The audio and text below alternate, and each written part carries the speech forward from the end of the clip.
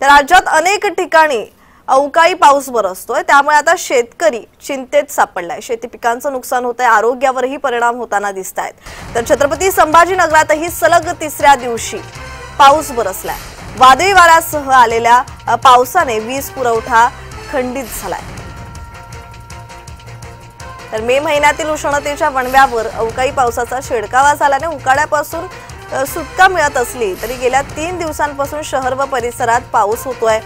हडको, हसूल, सावंगी, जटवाडा, पळशी, पोखरी, पिसादेवी, करमाड या परिसरात वादळी वाऱ्यासह पाऊस झालाय। त्यामुळे वातावरणातील उकाडा कमी झालाय। वादळी वाऱ्यामुळे अनेक भागात वीज पुरवठा सुद्धा खंडित झालाय।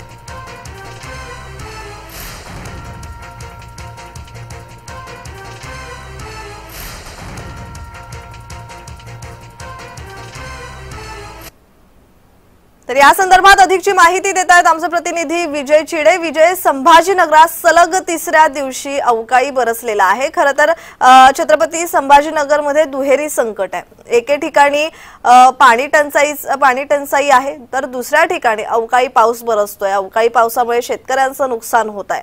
तर या संदर्भात ताजा तपशील।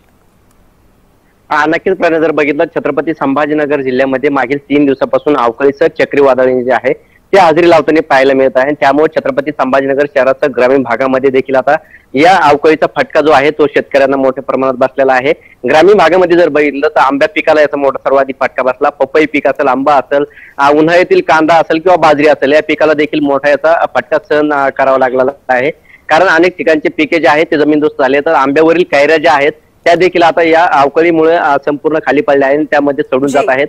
त्यामुळे सर्वाधिक फटका जो शेतकऱ्यांना सहन करावा लागत आहे। तर दुसरीकडे जर बघितलं तर छत्रपती संभाजीनगरमध्ये भीषण पाणी टंचाई आहे आणि पाणी टंचाईमध्ये ऐन जर बघितलं तर आता अवकाळीचा फटका जो आहे तो नागरिकांना बसत आहे। तसेच बघितलं तर सध्या उन्हाचं तापमान देखील आता छत्रपती संभाजीनगरमध्ये 40 ते 42 पर्यंत पोहोचत आहे आणि अशा उन्हामध्ये दिवसभर ऊन आणि सायंकाळच्या वेळी चक्रीवादळासह पाऊस हजेरी लावत आहे। त्यामुळे कुठेतरी आता नागरिकांच्या आरोग्याला देखील याचा विपरीत परिणाम होण्याची शक्यता जी आहे ती आरोग्य विभागाकडून वर्तवली जात आहे। धन्यवाद विजय, तुम्ही दिलेल्या माहितीसाठी।